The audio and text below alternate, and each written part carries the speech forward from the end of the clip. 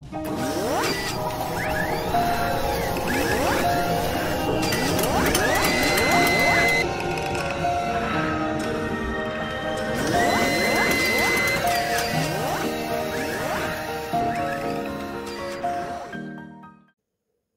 সমস্ত ছাত্রছাত্রীরা এই ভিডিওটি দেখছো তাদের সবাইকে ই-লার্নিং ফর এডুকেশনের পক্ষ থেকে স্বাগত জানাই। সেই সাথে ডক্টর বি.আর. আম্বেদকর শতবার্ষিকী মহাবিদ্যালয় অন্তর্ভুক্ত ডিপার্টমেন্ট অফ এডুকেশনের পক্ষ থেকেও সমস্ত শিক্ষার্থীদের স্বাগত। আজকে তোমাদের সামনে যে বিষয়টি উপস্থাপন করব, অর্থাৎ যে বিষয়টি নিয়ে আলোকপাত করব, সেই বিষয়টি হলো কিভাবে পরিসংখ্যা বিভাজন তৈরি করা যায়। যে সমস্ত শিক্ষার্থীরা আমাদের কলেজে 4th সেমিস্টারের অন্তর্ভুক্ত, অর্থাৎ 4th সেমিস্টারে পাঠরত, তাদের জন্যই তৈরি করা হচ্ছে। পাশাপাশি এই যে পরিসংখ্যা বিভাজন তৈরি করা, এই বিষয়টি এডুকেশনাল স্ট্যাটিস্টিক্সের ক্ষেত্রেও ভীষণ গুরুত্বপূর্ণ। কারণ এডুকেশনাল স্ট্যাটিস্টিক্স সম্পর্কে সম্যক ধারণা অর্জন করতে গেলে এই সমস্ত বিষয়গুলি জানা অত্যাবশ্যক। তো চলো দেখে নেওয়া যাক এই বিষয়টি বা পরিসংখ্যানগত বিভাজন কিভাবে তৈরি করা যায়। অনেক শিক্ষার্থীরাই আছো যারা প্রশ্ন ঠিকমতো বুঝতে পারো না, এবং অনেক সময় হয়ে যায় পরীক্ষার সময়ে যে তারা নার্ভাস ফিল করে এবং প্রশ্ন না বুঝেই তারা অনেক সময় নিজের মনের মধ্যে একটা অসন্তোষ তৈরি হয়ে যায় বা তৈরি করে ফেলে। তো তাদের ক্ষেত্রে প্রশ্নসহ তোমাদেরকে বুঝিয়ে দেওয়া হচ্ছে এই ভিডিওর মাধ্যমে যে কীভাবে তোমরা এই পরিসংখ্যানগত বিভাজন তৈরি করবে। তো প্রশ্নে তোমাদের এইভাবে প্রশ্ন আসতে পারে বা এইভাবে থাকতে পারে যে নিম্নলিখিত রাশি তথ্য বা নম্বরের ভিত্তিতে পরিসংখ্যানগত বিভাজন তৈরি করো, এবং নিচে এই যে সংখ্যাগুলো দেখতে পাচ্ছ এই সংখ্যাগুলো দেওয়া থাকবে। এই সংখ্যাগুলো দেখেই প্রথমে তোমাদের যেটা করণীয় সেটা হচ্ছে এই সংখ্যাগুলো কতগুলো আছে এখানে, অর্থাৎ 20টা বা 30টা বা 40টা না 50টা, এই সংখ্যাগুলোকে একবার কাউন্ট করে দেখে নেওয়া যে কতগুলো সংখ্যা আছে। তারপর তোমরা পরবর্তী স্টেপ বাই স্টেপ অঙ্কগুলো করবে।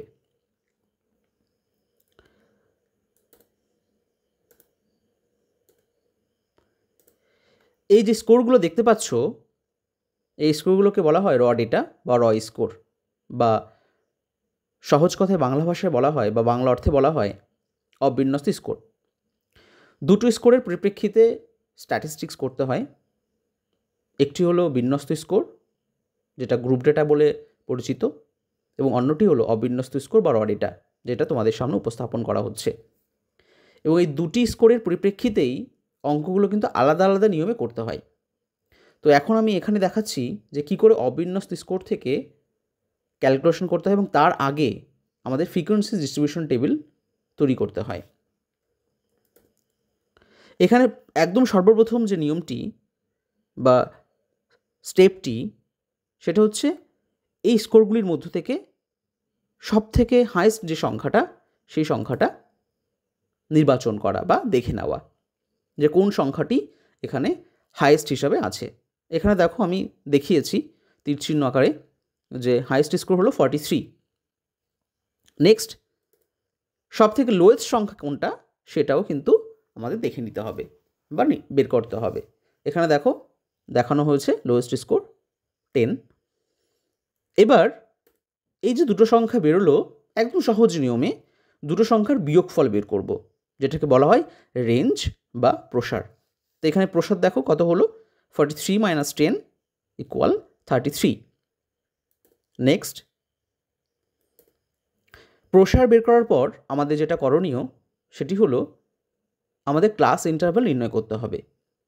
ক্লাস ইন্টারভ্যালকে সংক্ষেপে স্মল আই দ্বারা চিহ্নিত করা হয়।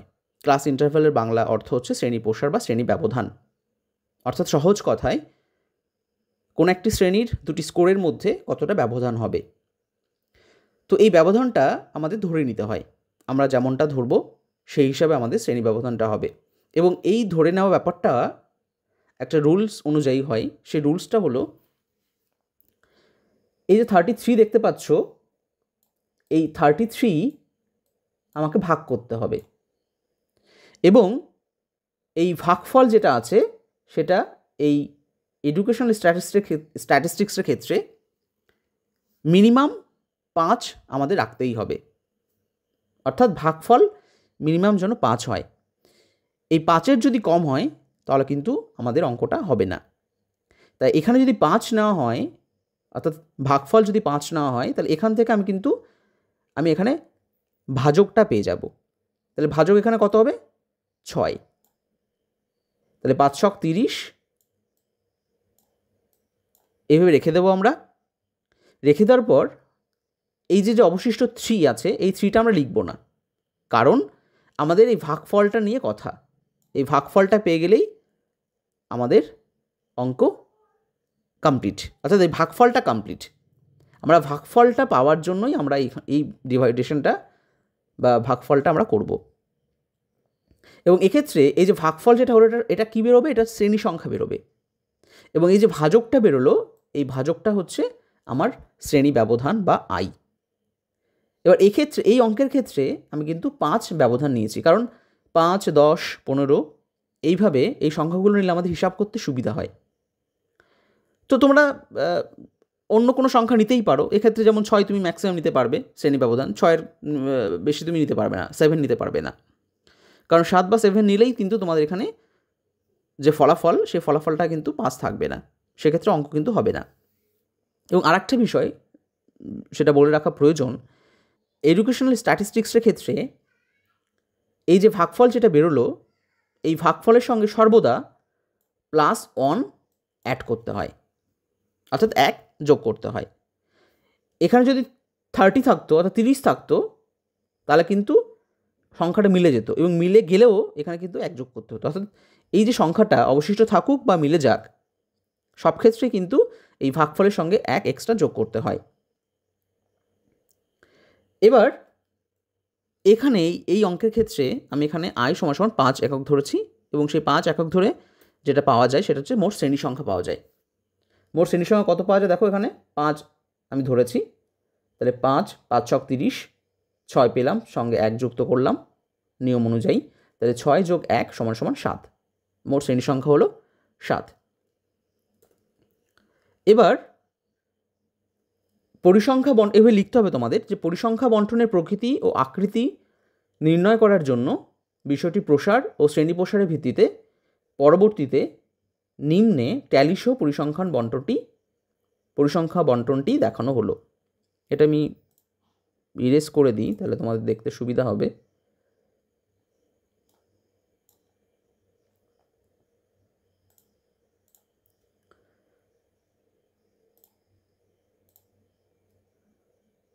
তাহলে এই যে লেখাটা, এই লেখাটা তোমরা লিখবে পরিসংখ্যা বিভাজন তৈরি করার ক্ষেত্রে। লেখার পর তোমরা একটা টেবিল করবে, যেটাকে বলা হয় ফ্রিকোয়েন্সি ডিস্ট্রিবিউশন টেবিল বা পরিসংখ্যান বিভাজন তালিকা বা পরিসংখ্যা বণ্টন তালিকা। এই তালিকায় যে 4টে কলাম আমাদের করতে হয়, সেই 4টে কলাম হলো, একটা হচ্ছে স্কোর, নিশ্চয়ই দেখতে পাচ্ছ স্কোর, তারপর হচ্ছে ক্লাস বাউন্ডারি, তারপর হচ্ছে ট্যালি, তারপর হচ্ছে ফ্রিকোয়েন্সি, যেটাকে স্মল f দ্বারা চিহ্নিত করা হয়। f = ফ্রিকোয়েন্সি বা পরিসংখ্যা। এবার এই যে টেবিলটা দেখতে পাচ্ছ, এবং টেবিলটা দেখেছো নিশ্চয়ই, যে টোটালটা এখানে সব স্কোর করা আছে, ক্লাস বাউন্ডারি করা আছে, ট্যালি করা আছে, ফ্রিকোয়েন্সিও নির্ণয় করা আছে, কিন্তু এগুলো করবে কি করে? এবং আরেকটা বিষয় যেটা বলে রাখা প্রয়োজন, সেটা হচ্ছে ফ্রিকোয়েন্সি যোগফলটাকে n দ্বারা চিহ্নিত করা হয়। n মানে হচ্ছে টোটাল নাম্বার, অর্থাৎ টোটাল পরিসংখ্যানটা কত হলো, পরিসংখ্যা কত হলো, সেই পরিসংখ্যাটা হচ্ছে n। এবং আরেকটা কথা এখানে লেখা যায়, সেটা হচ্ছে তোমরা অঙ্ক করার ক্ষেত্রে জানতে পারবে বা বুঝতে পারবে সামেশন কথার অর্থ বা সামেশনের চিহ্নের ব্যবহার। সামেশন অর্থের ব্যবহার কীভাবে করতে হয়, বা সামেশন কথার অর্থ কী, বা সামেশন শব্দ কী অর্থে ব্যবহৃত হয়, সেটা একটু বলে রাখা প্রয়োজন। সামেশন কথা অর্থ হচ্ছে, নিশ্চয়ই বুঝতেই পারছো, সামেশন কথা অর্থ হচ্ছে যোগফল। অর্থাৎ যার নিচে আমি সামেশনটা দেব, অর্থাৎ যে ঘরের আমি যোগ করতে চাইব সেই ঘরটার পাশে যদি আমি সামেশন কথাটা উল্লেখ করি বা সামেশন চিহ্নটা উল্লেখ করি, তাহলে সেই সংখ্যা যোগফলটা বোঝায়। অর্থাৎ এখানে আমি এনের পরিবর্তে যদি সামেশন এফ ব্যবহার করতাম তাহলে কিন্তু আমার হতো, অসুবিধা হতো না, কিন্তু সবসময় এনটাই ব্যবহার করব আমরা। অন্যান্য ক্ষেত্রে আমরা সামেশনের ব্যবহারটা দেখব। এবার দেখে নিই যে স্কোর, ক্লাস বাউন্ডারি, ট্যালি বা ফ্রিকোয়েন্সি আমরা কী করে নির্ণয় করব। একটু দেখে নাও। তোমাদের দেখো এরকম র ডেটা ছিল। এই র ডেটাতে তোমরা নিশ্চয়ই বের করেছো সর্বনিম্ন স্কোর, সর্বোচ্চ স্কোর। তো প্রথম স্কোরে যে সংখ্যাটা দিয়ে শুরু করবে সেই সংখ্যাটা হচ্ছে সর্বনিম্ন স্কোর।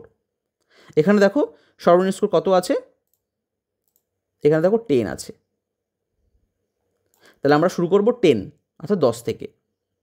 তো 10 থেকে আমরা কত ঘর যাব, আমার শ্রেণী ব্যবধান যত ঘর নিয়েছি, আমি যত নিয়েছি তত ঘর পর্যন্ত যাব, অর্থাৎ 5 নিয়েছি আমি শ্রেণী ব্যবধান। তাহলে 10কে ধরে আমি 5 ঘর যাব, অর্থাৎ 10, 11, 12, 13, 14, অর্থাৎ 10 থেকে 14 যদি আমি নিই তাহলে আমার কিন্তু দুটো স্কোরের মধ্যে যে শ্রেণী ব্যবধান সেই শ্রেণী ব্যবধান কিন্তু থাকবে। এবং এক্ষেত্রে একটা নিয়ম আছে, সেই নিয়মটা হলো কি, একটু দেখে নিই আগের স্লাইডটা। সেটা হচ্ছে এই যে, এটা একটু ইরেজ করে দিই।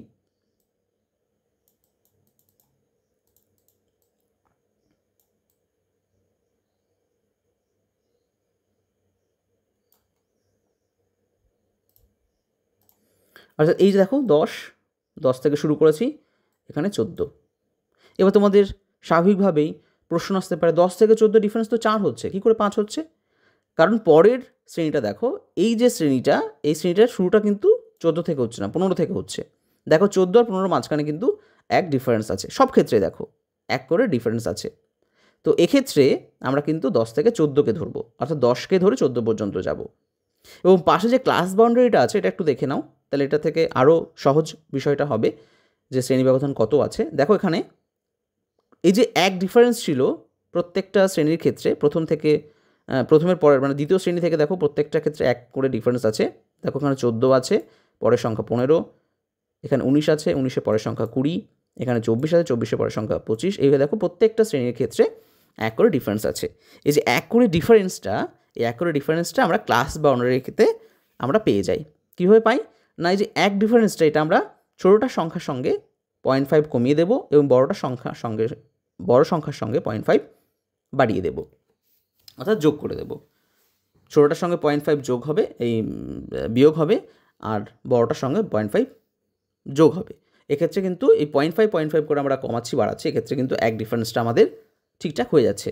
এবং সেক্ষেত্রে দেখো প্রথম যে ঘরটি আছে সেখানে দেখো 9.5 থেকে 14.5, পরের ঘরটা দেখো 15 থেকে 0.5 কমলে কত হবে 14.5, তাহলে 14.5 থেকে দেখো 19.5 আছে। এবং প্রত্যেকটা স্কোরের দেখো প্রথম যে ধরো এই যে শ্রেণীটা আছে, এই শ্রেণী দেখো সেকেন্ড যে সংখ্যাটা বা লাস্ট যে সংখ্যাটা তার সঙ্গে পরের শ্রেণীর প্রথম সংখ্যাটা দেখো মিল আছে প্রত্যেকটা ক্ষেত্রে, দেখো প্রত্যেকটা ক্ষেত্রে কিন্তু মিল আছে। এবং এই মিলটা আছে বলে দেখো এর মধ্যে যে ডিফারেন্সটা, যে এই স্কোরের ক্ষেত্রে যে ডিফারেন্সটা ছিল এক করে, এখানে কিন্তু সেই ডিফারেন্সটা নেই। দেখো 9.5 থেকে 14.5, পরে দেখো 14.5 থেকে 19.5, দেখো এর মধ্যে বা ডিফারেন্সটা তুমি 5 কিন্তু সহজেই বুঝে যাচ্ছ। এইভাবে কিন্তু তোমাদের ক্লাস বাউন্ডারিটা করতে হবে। আচ্ছা, এবার এইটা একটু কমপ্লিট করি।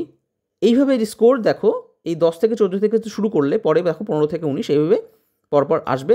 এবং এখানে কত পর্যন্ত যাবে, আমি কি কন্টিনিউয়াসলি করতেই থাকবো যতক্ষণ ইচ্ছা?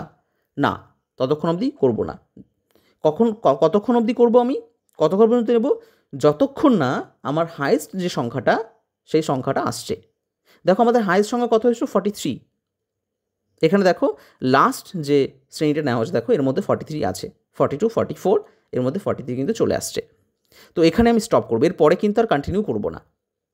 এবং এক্ষেত্রে দেখো তোমাদের মনে আছে নিশ্চয়ই যে আমাদের শ্রেণী সংখ্যা কত হয়েছিল 7, এখানে আমি কিন্তু কাউন্ট করে দেখে নেব যে আমার শ্রেণী সংখ্যা 7 আছে কি না।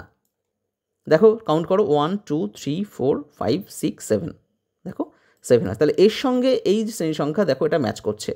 তাহলে আমি যখনই অঙ্ক করব, স্টেপ বাই স্টেপ যখন অঙ্ক মেলাবো, তখন কিন্তু আমাদের মিলটা থাকবে। যদি মিলটা না থাকে তৎক্ষণাৎ তুমি বুঝে নেবে যে আমার কোথাও একটা গণ্ডগোল বা সমস্যা হয়েছে, এবং সেই অনুযায়ী তুমি কিন্তু সেই সমস্যাটা ফেস করবে এবং ঠিকঠাক করতে পারবে, আশা করা যায়। তো স্টেপ বাই স্টেপ আমি করব, আর আমি দেখে নেব আমার অঙ্কটা ঠিকঠাক হচ্ছে কি না। এবার স্কোর বোঝা হয়ে গেল, ক্লাস বাউন্ডারি হয়ে গেল। এবার আমাদের যেটা বুঝতে হবে সেটা হচ্ছে ট্যালি। এবং এই ট্যালি বুঝতে হলে কী করতে হবে, ট্যালির ক্ষেত্রে একটা নিয়ম আছে। এখানে দেখো এই একটা একভাবে ট্যালি যেখানে ক্রস করা আছে, আর এখানে দেখো ক্রস করা নেই। এই ব্যাপারটা কি, আমাদের ট্যালির ক্ষেত্রে যদি 5 হয়, 4 অতিক্রান্ত হয়ে 5 হয়, তখন 4টে তির্যকভাবে একটু দাগ দেবো, বাঁকা টাইপের দাগ দেবো। আমরা সোজা দাগ দেবো না, বাঁকা ধরনের দাগ দেবো, এবং দাগ দিয়ে এই মাথা থেকে এই পর্যন্ত আমরা ক্রস করে দেবো। এবং এটা যে ক্রস করাটা, এটাও কিন্তু একটা দাগ বোঝাচ্ছে, ট্যালি বোঝাচ্ছে। তাহলে এক্ষেত্রে 4টে দাগ দিয়ে আমরা যখন ক্রস করবো সেটা 5 বোঝাবে। এবং পরে পাশাপাশি যদি আমি আরও সংখ্যা হয়, যেমন এখানে 8 হয়েছে, প্রথমটার ক্ষেত্রে আমরা 8 পেয়েছি, সেক্ষেত্রে 5টা দাগ দিয়েছি, 4টে দাগ দিয়ে ক্রস করেছি, 5 6 7 8। এবার এই যে ট্যালিটা, এই ট্যালিটা কীভাবে করব, এটা করতে হলে পরের স্লাইডটা আমাদের দেখতে হবে। এক্ষেত্রে দেখো আমি 10 থেকে 14 আমাদের প্রথম শ্রেণী ছিল। তো 10 থেকে 14 শ্রেণীর মধ্যে দেখো কটা সংখ্যা আছে, 5টা সংখ্যা আছে, 10 11 12 13 14। এই 5টা সংখ্যা দেখব এই 50টা সংখ্যার মধ্যে আমার কত বার আছে। দেখো এখানে আলাদা আলাদা কালার করেছি, তোমরা পারলে এরকম ক্রস করে দিতে পারো। দেখো 13 1 2 3 4 5 6 7 8। এবং ক্রস করলে যে সুবিধাটা হয়, এই 8টা সংখ্যা আমি কিন্তু নেক্সট টাইম আর দেখবো না, কারণ 8টা সংখ্যা তো আমার অলরেডি হয়ে গেছে। এক্ষেত্রে আমি আমার এই স্লাইডে আলাদা করে কালার করে দিয়েছি। তোমরা আলাদা করে কালার তো করতে পারবে না পরীক্ষার সময়, আলাদা করে তোমরা কালারের পেন ইউজ করতে পারো, বা তোমরা ক্রস করে করে যেতে পারো। নিশ্চয়ই জানো যে অঙ্কের ক্ষেত্রে কিন্তু নম্বরটা ভালো পাওয়া যায়, যেটা অন্যান্য প্রশ্ন উত্তরের মধ্যেও কিন্তু সেই ফুলফিল নম্বরটা পাওয়া যায় না, ফুল নম্বরটা পাওয়া যায় না। তো সেক্ষেত্রে সবাইকে বলবো যে অঙ্কগুলো একদমই সহজ, কঠিন কিছু নয়, একদম মানে 1 2 এর যে বাচ্চারা যোগ বিয়োগ গুণ ভাগ করতে জানে সেই রকমই ধরনের অঙ্ক। দেখো কেন আলাদা করে কোনো কঠিন বিষয় নেই, শুধু একটু প্র্যাকটিস করতে হবে আর একটু কনসেন্ট্রেট করতে হবে, তবে কিন্তু তোমরা অঙ্কগুলো করতে পারবে। আর এই যে অঙ্কটা করানো হলো আনগ্রুপ ডেটা, অর্থাৎ আনগ্রুপ ডেটা থেকে কী করে গ্রুপ ডেটায় রূপান্তরিত করা হয়, অর্থাৎ আনগ্রুপ ডেটা থেকে কী করে ফ্রিকোয়েন্সি ডিস্ট্রিবিউশন টেবিলের মধ্য দিয়ে অঙ্ক করতে হবে, তার প্রথম ধাপটা ফ্রিকোয়েন্সি ডিস্ট্রিবিউশন টেবিল ক্যালকুলেশন করা, সেটা কিন্তু এই ভিডিওর মধ্য দিয়ে তোমাদেরকে বোঝানো হলো। আশা করছি তোমরা বুঝতে পারছো। সকলকে অসংখ্য ধন্যবাদ।